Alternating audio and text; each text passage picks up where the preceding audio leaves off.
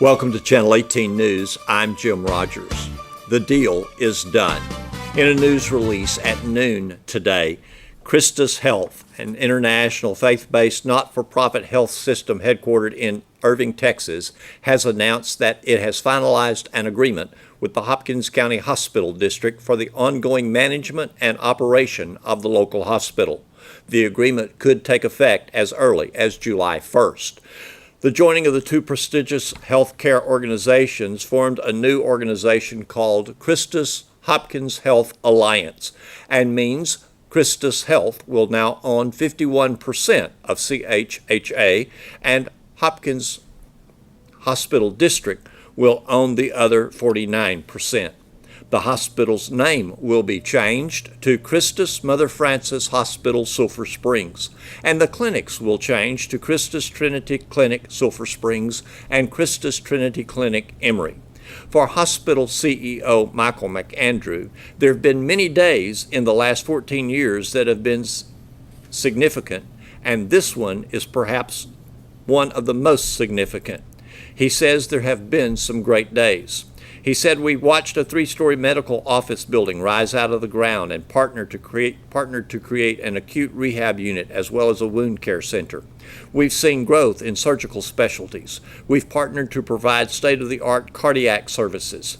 We've formed memorial clinics starting with 1 provider and now 30 strong. We invested millions in our facilities and have recently become a residency training facility for family medicine." He stated also that of all the wonderful things, the hospital district board knew that if we didn't partner with a strong partner, we would not be able to continue our mission. After a lengthy process, the board signed a joint venture agreement with Christus Health. He says that this has a new beginning with rich promise. Tim Ch.18, Hopkins County Board Chair, says this is really about future generations and how we can serve their health care needs. He said that in today's healthcare environment, rural healthcare organizations need a partner in order to continue to meet the healthcare needs of the community. As chairman of the board, Ch.18 said, "We are extremely excited about the future of Christus Mother Frances Hospital, Sulphur Springs, and Christus Trinity Clinic, Sulphur Springs, and Emory." Dr. Dan Roper, board member, said, "I also feel that the quality of health care that our hospital has provided for the 68 years will be greatly enhanced by their caring attitude and vast resources." Joe Bob Bergen, hospital board member, said, "We decided if we are going to survive and prosper in this new healthcare era, we must merge with a larger organization. Christus has shown that they want to have a strong presence in East Texas. They have a lot of the same values and philosophies that Hopkins County Memorial Hospital has had.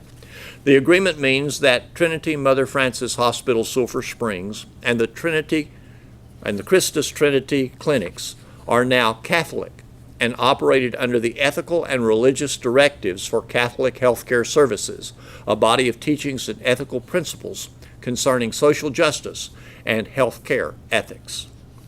Between May 20th and May 23rd, the LED lights, a light in a string of lights on Celebration Plaza at the Veterans Memorial, was forcibly removed by vandals. Sulphur Springs police now have 3 adult suspects that have confessed to the theft and the police have recovered the light. The light was expensive, and when it was removed, blew out a control box, providing a total of over $1,800 in damage. Restitution will be made in this case, according to David Gilmore, an investigator for the Sulphur Springs Police Department. Between May 20th and May 23rd, we had one of the lights on the square that was actually removed and tore out of the a string of lights there that's on the square, and we've identified the suspects. We've recovered the light, and a lot of people will think, because the first thing I thought of was one of these solar lights like you put in your yard. Well, this one is anything but that. Very expensive light. In fact, when it was ripped out of the string that it was connected to electrically, it blew a control box, and that's where the expense came in. Thanks to Lieutenant Pat Lieber, who diligently looked for the suspect vehicle, he located it, which led to us identifying the suspects. Due to something that's pending legally in this case, we're not going to release the names of the three suspects, but we have cleared that case up. Recovered the light? Covered the light, and restitution is going to be paid. But it was because of the work of Lieutenant Lieber that kind of led to the break in the case. Is this juveniles or adults or? They're all adults, and we're looking at $1,850 worth of damage. But we have cleared it, and we're glad to have that done, because that the whole area of the square, not only is it beautiful, but it's themed around our veterans, which they deserve honor. And anytime somebody vandalizes or removes something from there, it gets our attention, and we try to handle it as swiftly as we can. And fortunately, we were able to do that because of Lieutenant Lieber. June 10th, 2016 marks the 5th anniversary of the disappearance of Melissa McVeigh Darling. At 1:35 a.m. June 10th, 2011, McVeigh walked out of the Ch.18 Casino in Grant, Oklahoma, with a white male companion, Jeremy Upchurch. Detective David Gilmore said he's been working the case and will continue to work the case until resolution. We know at 1:35 a.m. she walked out of the Ch.18 Casino in Grant, Oklahoma, with a white male companion by the name of Jeremy Upchurch. He lives in extreme northern Lamar County. We have followed leads these last 5 years. We've searched many areas of Oklahoma and Lamar County, Delta County, and one of the reasons we're putting this back out there is we just haven't got that lead where we can locate her. And it's a case that we continue to follow up any lead that's called into us, or any lead that we develop. I'm in touch constantly with Oklahoma Bureau of Investigation, who has the Oklahoma side of it, and also with Lamar County law enforcement. And it's just one of those cases that we have just not had a lead that leads to a material result in the case so we can make an arrest or locate Melissa. The individual that she left with, is he no longer a suspect in this case? No, he's been a person of interest from the very beginning, and he still remains one. And anybody that knows him that can give us information that leads him to be responsible, which we believe he is responsible for her disappearance. We've met with Lamar County District Attorneys and officials up in Oklahoma, and it's just one of those cases that it's now 5 years old, but we've not put it on the shelf and let it collect the dust. We've continued to work it, and we will until we find her and there's people responsible for what's happened to her. Are there any other persons of interest in this? There are some people that we've talked to that we've yet to determine their role, if they had any role in it at all. One of the difficulties in this case is most of the people that we have talked with have criminal records that are known criminals, and that's proven to be an obstacle. Linda Hager has been on the Dairy Festival board now for 51 years. She started out through the Mothers Club. She was one of the first Hopkins County dairy industry representatives, though. She was selected in 1954 during high school by the Dairymen's Group, and her parents were in the dairy business. Linda's memories go back to the Queen's coronation, which was really a royal affair, and her handwork on countless contestant floats. And she's just as excited about the Dairy Festival 2016 as she was in the beginning. Let's meet Linda Hager. Oh, I got to work with Lena Mae Rogers several years, and Marguerite Elliott. Of course, Marguerite kind of was in the background, but she made all the props and the decorations. Oh my goodness, I've loved hearing you tell about some of that goodness! stuff. And she designed the Queen's chair, and they made all those things. I mean, I can tell you, Anita has still got stuff in her attic, I think, that her mother made. In those days, the Dairy Festival pageant was really a coronation. Really, it was, and it started out in the rodeo arena, the Mike Pribble Rodeo Arena. And had a runway out there, and Billy Sam put up that stage, huge stage every year, and that was exciting too. And everybody, and you had to build your float where you could get off of one side. It had to be sturdy enough that they could put steps up there, and you could get off of your float there, and then escorts and go up the runway. Yes. Oh my goodness. Yes, it was a big. Lena May knew how to fix a pageant, I tell you. And it just so happened that her daughter, is this true, was the first Dairy Festival queen. Yes. Sanel Comfort. Yes. And we hope to be seeing her out and about during Dairy Festival. Yes. And David's doing such a good job with his parade, and then he invites back the 50th and the 25 and 10 and 5 or let's see. It's something like that. There's 4 of them that he invites back every year. So we have different queens coming back, and he does. We have about 120 units in the parade every year. Okay. It's long, and I was talking to Meredith yesterday, and she said, yes, that parade is long if you're walking it. I guess that's true. Yes. Well, in the parade, you will see our beautiful Dairy Festival queen who has to give up her crown in just one more week on the Queen's float. And this is stored from year to year, is that right? That's right. Dr. Dietz has had this stored this year. And we rebuilt it. It's completely, we bought a trailer that it fits, and we built the float. It's still the same. Okay. It's still the same design and everything on it, but it's a brand new float. What could be more royal than riding on a gold and white, beautiful, almost like a carriage? The first, let's see, Carolyn Stewart, Sidney Bergen, and the Queen that year. Her parents built the float that is designed like that. Okay. And that was back in, I think we looked that up, 79. Okay. So it still has the same design. Now then, it was royal blue and white. But he was a pharmacist here. He moved to Greenville. Moved to Emory. Well, I know. I'll think of that in a minute. You hate it when you need a name that just evaporates. It happens to all of us. But you have so many years of history of Dairy Festival in just one brain, and we've just got to get all this written down that you remember. We've just got to get it all archived. That's what they say. It's kind of, I've got it all out at the Dairy Museum in filing cabinets, but it needs to be organized a little bit. Of course, there's pictures, and I've tried to go back and list all of the parade marshals, and just so the history's there.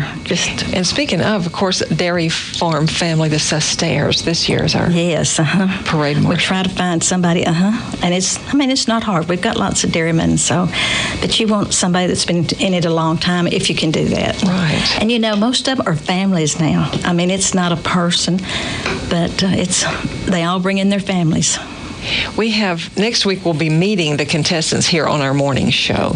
But just to name them, well, I'm not sure that I can. There are 8. Is that right? That's right. But you know what? I didn't bring a sheet with that on there, but yes, there's 8. We will meet, and instead of him hawing around and trying to remember their names, let's just skip that part, and we'll record that part later from a list that we've I know got. you've had it on there, and y'all have done such a good job already covering everything. Oh, we are so excited about it. It's going to be a beautiful day. Those floats they shine so much better in the sunshine, and they've spent so much time on them. And the little kids' floats, they're working on them. And our theme, of course, is dance to the music.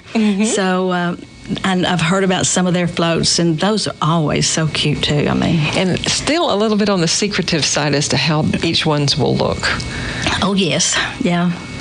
It's not like it used to be. The clubs used to build the floats, and now you didn't want anybody seeing your float. So you covered, I mean, if you were doing it in the garage or if you were building part of it in the garage, you were covering the windows. I mean, that was just the fun of it when we were young. That I got started when I was in Mother's Club. So I built floats for Mother's Club, and then I built floats for, the schools used to have in the Christmas parade. They used to, each one of the elementary schools had a float. Okay. So it's not just Dairy Festival I built floats for. It's okay. So a little bit more tradition there on floats than maybe we have today. Yeah. Were you ever a Dairy Festival queen? No. It started in 59. Okay. I graduated in 56. Okay. Which we just had our 60th class reunion, so now everybody knows how old I am. Well, Linda, you're timeless. But anyway, I used to the committee, the dairy show committee that had the old barn, in the park. That committee selected a dairyman's daughter to be she was not called the queen, but she was just, they selected somebody to. Okay, just a representative. And so I was it in 54. Okay. Because my parents had a dairy out on the interstate. We weren't on the interstate at that time. The interstate wasn't there. That's true. Yes. But they moved from Cumbie when I was in the first grade. And okay. They had, of course, Great Bee and sold to Carnation. And we made a trip up there every day with the milk.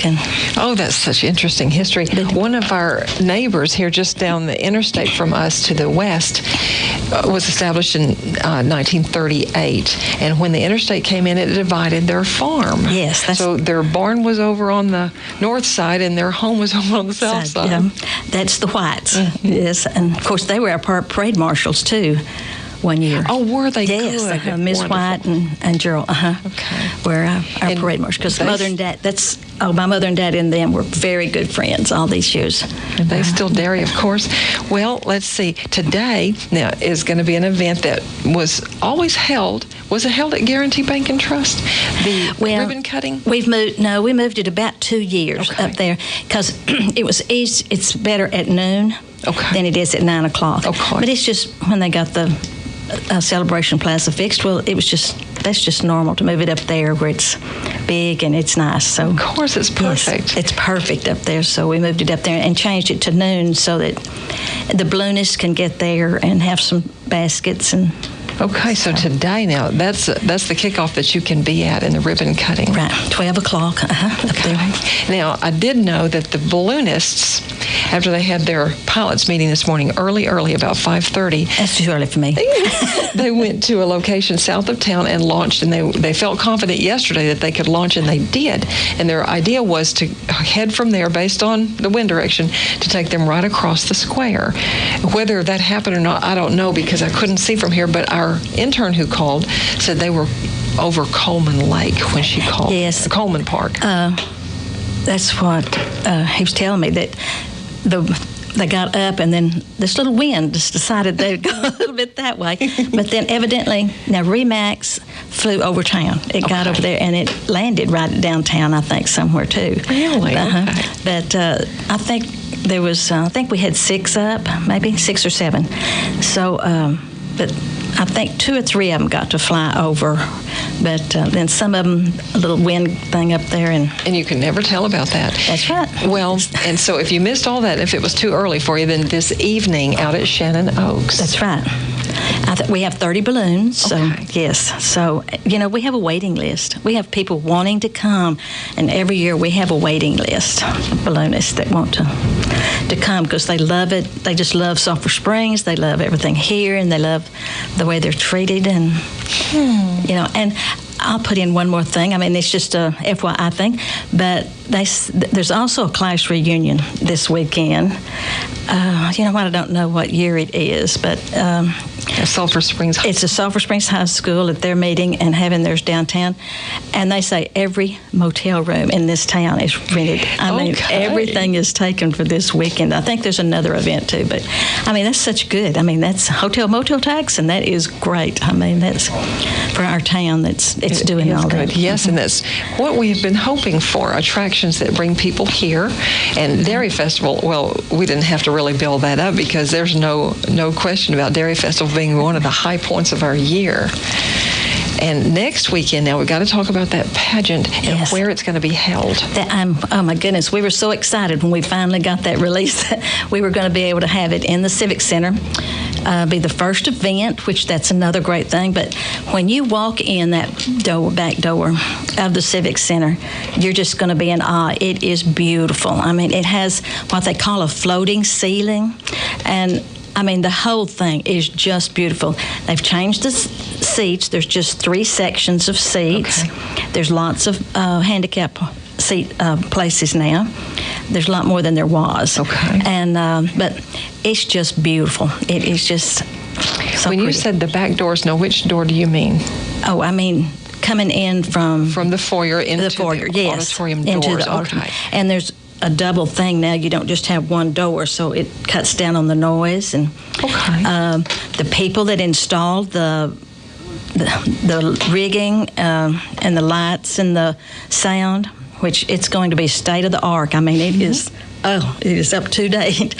But they're going to be there for us. The school has hired them to come, and that's when they're going to be training all the people that are going to be here to operate all that stuff. And because it's going to be different. We're not going to be able to do all that anymore. I mean, we're going to have... I mean, it's been professional, and Mike Dodd, of course, is so good in all of that. But, that's true.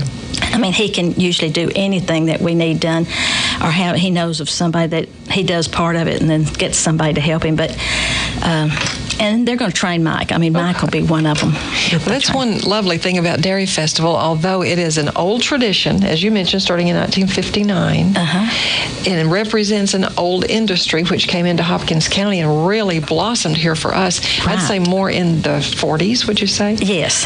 Then there's always something new, such as where we hold our pageant and crown the Queen in our beautiful new Civic Center auditorium. Yes, I mean, it's just, so we are so excited, I tell you. We are just so excited. I'll see you at everything. The ice cream, you're always out there. Yes. You're at the milking contest. Meredith needs help out there, so okay. Yes, this is going to be her last event that she's doing the ice cream. So we have the milking contest. Now, it'll be inside in the, they have the dairy show, and there'll be like 15 to 17 of those kids that their cows will be sold in. Okay. I've forgotten what that's called, but it's not the net bio. It's something else. But anyway, they raise these and groom them and all, and they will be for sale at the auction then Monday. Okay. But there'll be 15 or 17 of those kids that have their cows there, and we give them.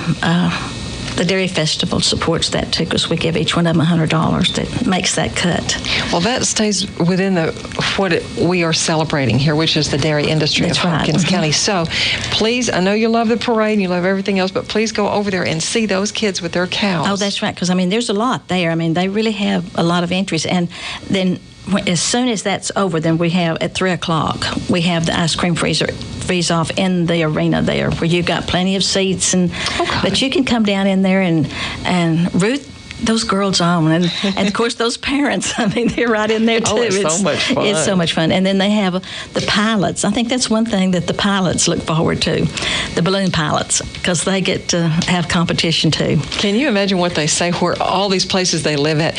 You got to come to Hopkins County, Texas, doesn't milk a cow. Yeah. And I mean, the girls say when they go off to college, they say, "You're what? You're what kind of a queen? A dairy Festival Queen. So, I mean, but you know what makes it really worthwhile doing all of this is when girls come back from college or when they come back and they see you on the street, they say, oh, you just don't know how much that helped me to get out in front of people and how much it helped me in college. I had no idea. And the parents even come back and tell us that. I mean, you know, they'll say. And then we've got new board members this year, which are, we're just so thrilled with. And they're all, most of them are parents of queens, of past queens that they want to get involved. So they really have a passion for it. Well, we're going to keep our tradition going, and there's no problem with that. There's lots of people pushing that right along. That's into right. The future. Oh, and our sponsors. Oh, I can't forget our sponsors. Oh, we could not do this without all of our sponsors that are just so generous to us. Thank you, Linda Hager, for coming in. Thank Dairy you. Festival. I've enjoyed it.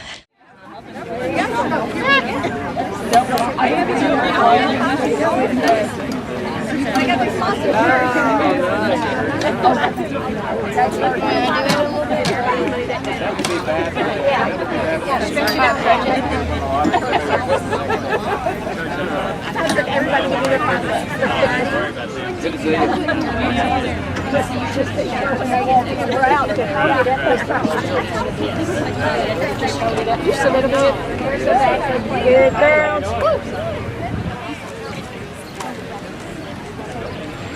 Well, they didn't leave any room for you. I know. You would think you'd be the most importantest one. Where should I stand? Stand right here. Let's see. Or you gotta cut it. Y'all drop that down a little bit. Yeah, let's do it like that. And then stretch the spanner out so it's tight. Meredith, where would you like? I want you right in the middle. Does she want Sydney right in the middle? Yeah, the queen has to be in the middle. Sydney needs to be.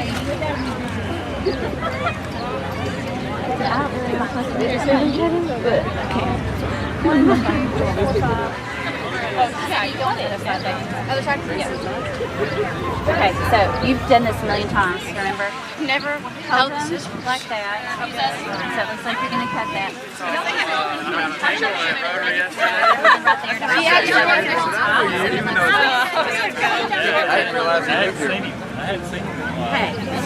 That wasn't very. Now we need to Stretch in. forward. Y'all get in there. Everybody else. Tell us the itinerary for tomorrow.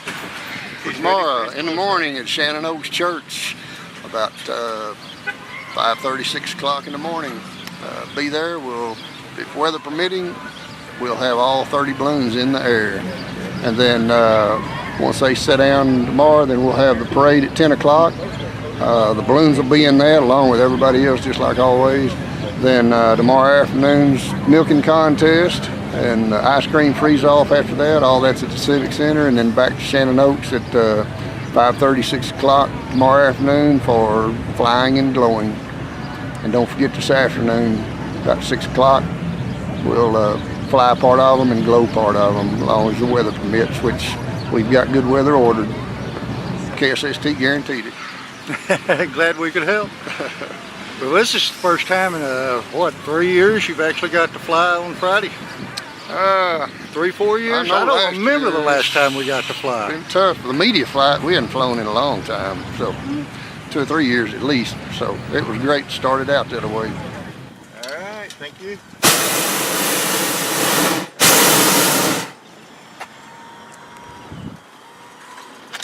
There you go.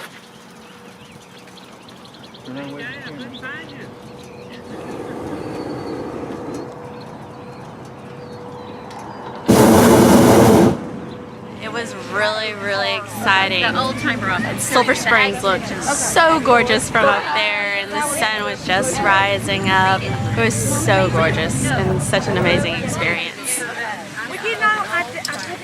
How did you feel when you first realized you were not on the ground? It was really exciting. I love heights, so for me it was just like, oh, amazing. I loved it. It was scary at first because it was kind of rough going because the winds were coming at different ways, but the view was amazing. It was just so beautiful, and like the sun was just now rising, and It was amazing. I loved it. I want to do it again. It was really cool. You made it worthwhile to get up at 4:30? Yeah, I guess. I mean, I would like to sleep in a few more hours, but it was definitely worth it. But you would do it again if you had a chance. I'll do it again tomorrow morning too. This is awesome. I love it.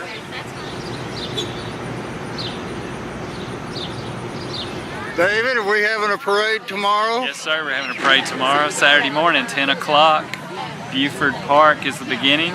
Normal parade route, which will go down Conley Street to Celebration Plaza, where we're standing right now. And then south on Gilmer Street, South Broadway to Lee Street. So we're very excited. We're going to have over 100 entries. And can't wait for the big parade. It's going to be a beautiful day, so come out and watch it. Too late to sign up for it? Never too late to sign up. What time you need to show up? Hopkins County DairyFestival.com to get some more information. They can call me, or they can just come to the parade tomorrow morning. There will be signs directing them where to check in. Can line up anytime after 9. The parade starts at 10. Love to have them. What is this, the 57th, I believe. Yes, I believe sir. you're Dance right. to the music is our theme. So, you know, dance down the parade. It'll be fun. KSST interns enjoyed the morning hot air balloon flight provided for local media. This is Stephen Payne with KSST News. Early Friday morning on June 10th, the hot air balloon media flight took off from Sulphur Springs Middle School. News crews from around Sulphur Springs were invited, along with myself and fellow intern Allison Bledsoe from KSST. After our flight over Sulphur Springs, I had a chance to speak to our pilot, Michael Scott from Oklahoma, about his history and experiences as a hot air balloon pilot. In 1987, my parents went to Albuquerque, New Mexico for a family vacation, and my father fell in love with ballooning, and less than a month later we owned our first balloon. Mr. Scott grew up to become a hot air balloon pilot just like his father, and has been piloting balloons ever since. It was just kind of the family thing to do. We had a balloon that lived in the garage, and when I turned 14, it was time to learn to fly it. Piloting a hot air balloon is not simple once it gets into the sky, however. While passengers get to marvel and view the sights, it is the pilot's responsibility to remain aware of all obstacles around him at all times for smooth sailing. Obviously, we're looking for obstacles, cell phone towers, power lines, television towers, other aircraft, airplanes. If there are other balloons around, we're looking for other balloon traffic around us. We keep an eye on the clouds for changing weather that may be coming in later in the day. We watch a multitude of different things. One of the most fascinating things about a hot air balloon is an animal's natural aversion to it. This is due to the fact that the burner, which keeps the hot air balloon afloat, emits a high-pitched whine which can only be heard by dogs and other animals. Most animals just want to get away from it. You know, we hear the noise from the burner, obviously, to feel the heat, but animals hear the whine. It sounds just like a dog whistle. Too, like a dog whistle does it, and it drives dogs and cattle and horses crazy. The smoothness of travel in a hot air balloon depends entirely on the wind that day. Since hot air balloons travel wherever the wind takes them, sometimes landing can be a lot more challenging than one would think. High wind landings are very common. If the typical of the day goes on, the wind picks up, and we have to land in whatever the wind conditions are. But, you know, people talk about that's 99% of the time there's like routine, a fair amount of routine high wind landing. This fast, usually it's way more than the side of people flying out. That's very typical. Mr. Scott and the other hot air balloon pilots are scheduled for tonight, Friday at 6 p.m. for a hot air balloon rally and glow. They will also be flying tomorrow morning at 6:30 for a rally and flight, and then they will end their participation in the Dairy Festivals Saturday night with another hot air balloon rally and glow at Shannon Oaks. This has been Stephen Payne with KSST News. Thanks for watching Channel 18 News. Have a great evening.